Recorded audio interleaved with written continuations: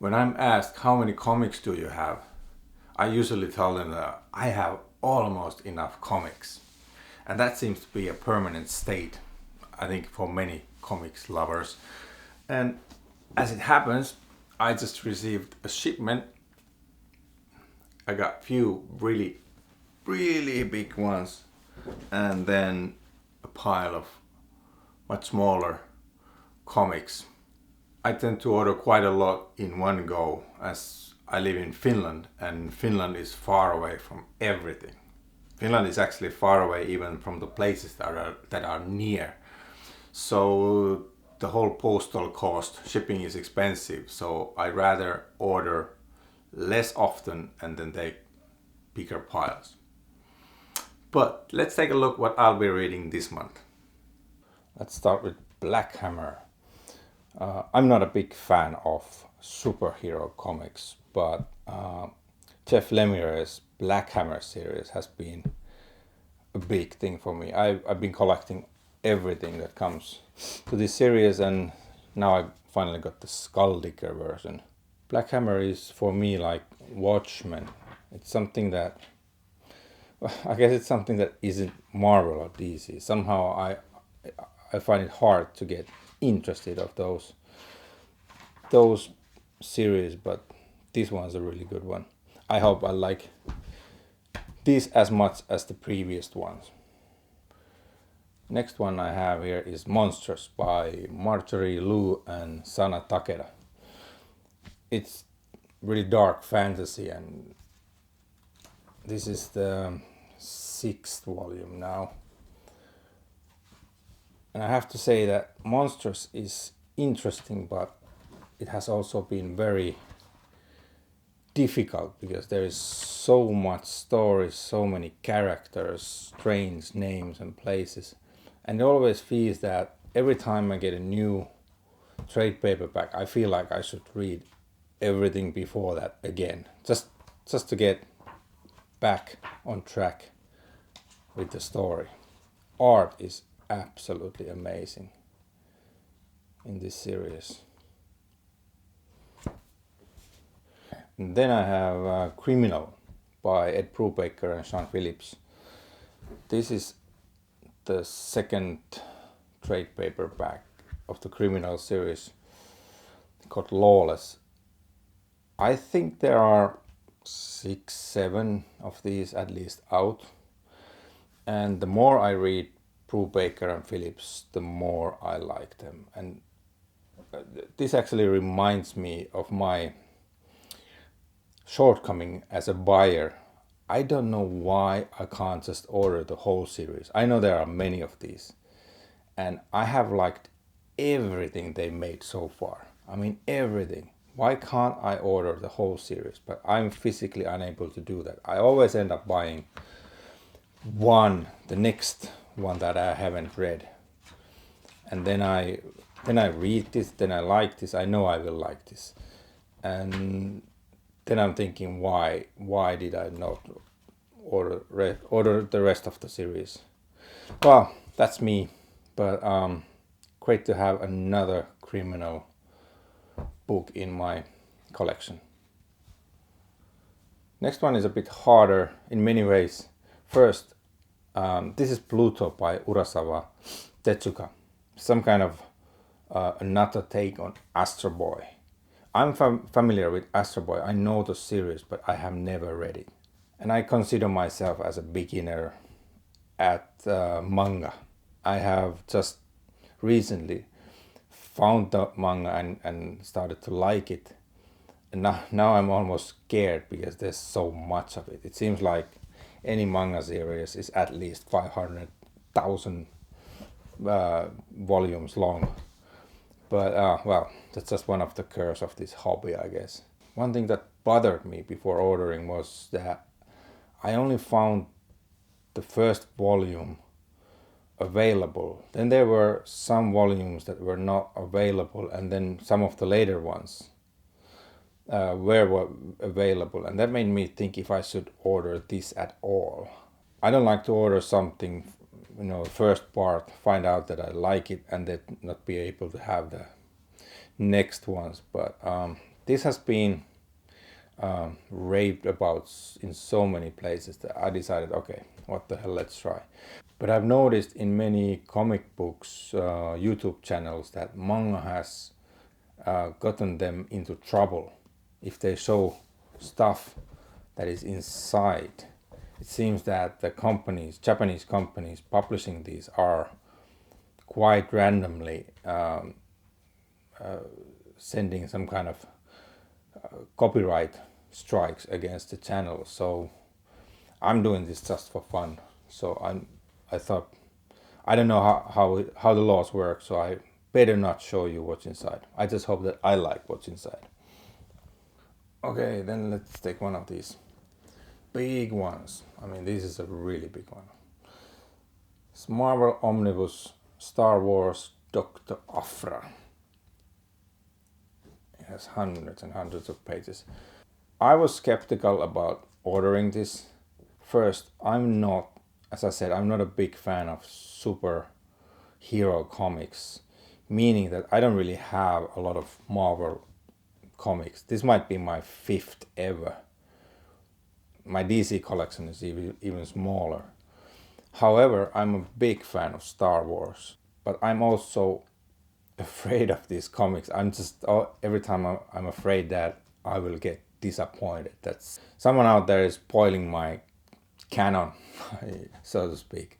I do have the Vader Omnibus. I bought that, was a little bit afraid to read it, but I actually liked it. It was really good. And in those books, they introduced Aphra, this character. Oh, it's actually, this starts with those Vader series. I mean, these were also, this story was also in that Vader Omnibus. But something in that story and the brief appearances of Aphra made me think that this is a really interesting character. And now I found out that there is an omnibus for it. So basically everything is done in one collection. So I took a leap of faith and just decided, okay, whatever. Let's see if I like it, and let's buy tons and tons of it. I'm not the biggest fan of the art here with the first glance, but it's not terrible either. Sometimes these things just groan. It seems like the artist changes with the story. Okay, anyway, it's interesting to see how if I can enjoy this or not. Next I have 2 big volumes. Both are Berserk. Again, manga. Berserk is one of those things that has been so much raved about that I decided, okay, I'll start with the deluxe editions because I don't really like the small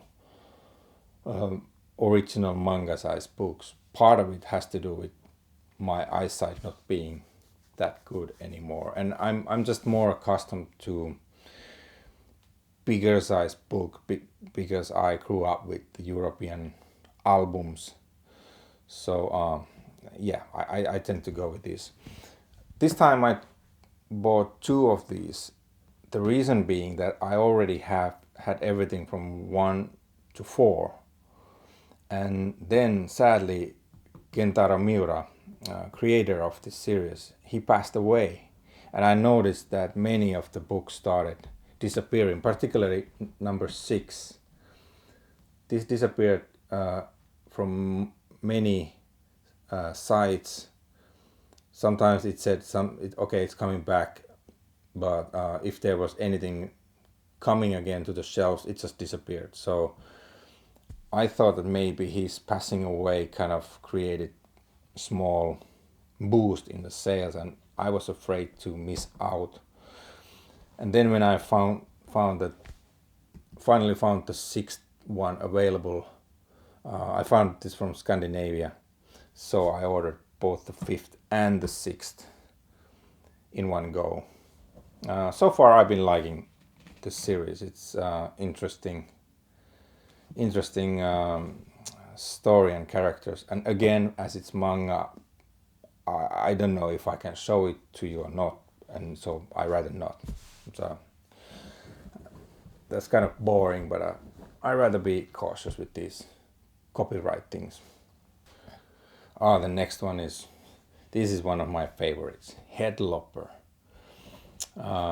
This is already fourth trade paperback by Andrew McLean, and this has been one of the funniest comics books for a long time. It has a strange style that I've grown to like, and what Headlopper achieves is a rare thing. I mean, many comics books have been fun, really fun to read, but this is funny, and there's a big difference there. I rarely laugh out loud when reading, and but this one has the kind of humor that it just gets me. It's done with kind of really cool style that is not underlined, and the adventures are really crazy. There's lots of gore, magic, sword wielding, funny stuff, and I can't have enough of this. This might be the first thing that of this whole stash that I'll be reading. Next 5 comics are personally quite exciting. There's 5 comics. Actually, there are 3 different series. Well, there are 2 series and one off. And one off, yeah. But they are all written by Jan van Hamme.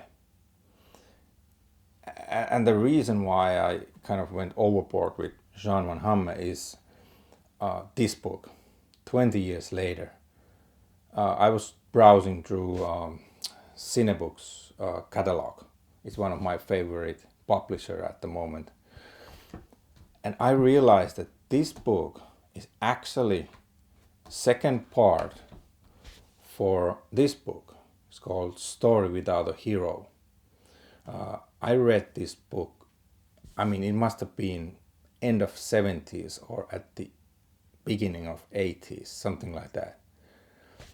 And I think it was meant to be as a one-off, and it was one of those comics that has really had a really big impact on me as a child. Now, I mean, several decades later, the same artist and the same writer comes out with the second part. That's pretty insane, but I'm really waiting to get my hands on this one. And as I was browsing through the Cinebook site, I noticed that, okay, Jan van Hamme has a lot of other series. I mean, he is writing like crazy. I already have quite a lot of his 13 series, the one that's called X111 with the Roman numbers. I like that one. So I noticed that he has this Wayne Shelton series too, which I was not aware of. It's not done by Danny like this one. This is another artist called Denayer, and I liked what I see art-wise. Very European style.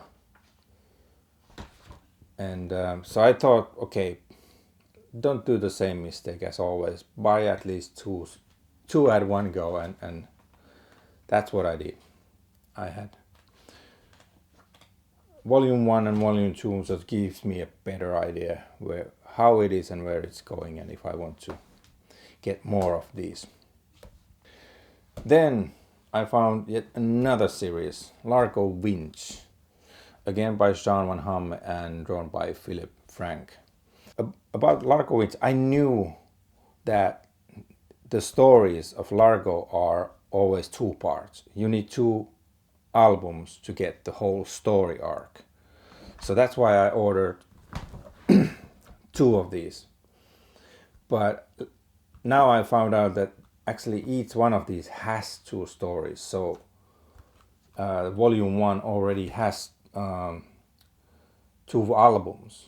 And it actually says here, if you look, but I just didn't pay attention. It says the Air, I guess, the W group. And the second volume has the parts 3 and 4 called Takeover Beat and Business Blues. Well, it's not a problem. Now I have 4 albums in 2 volumes, so I'm a happy bunny.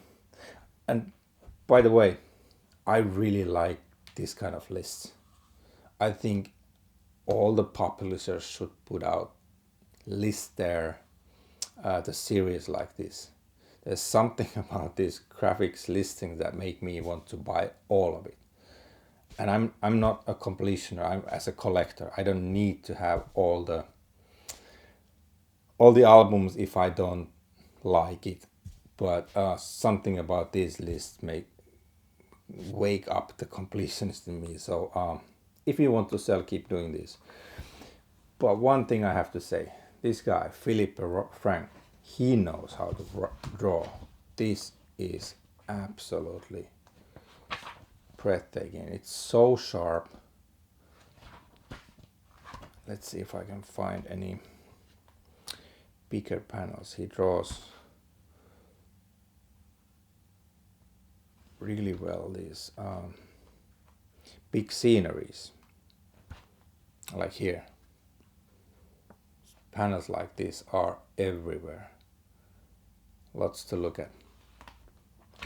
One thing I noticed also about Largo stories is, as you can see here, there's lots of text. Lots of text and talking. Oh, here's a good example. But I don't know yet if it's a good thing or a bad thing. I have to see. Because this is some kind of thriller, so it might be the amount of text could be bad, good or bad. But I might be getting back to this with a separate video of these only, because Sean Van Hamme is something that I'll be probably reading a lot in these coming months. That was it. That was my graphic haul of this month. Quite a lot of pages here to read, but I'll survive, and see you in the next one.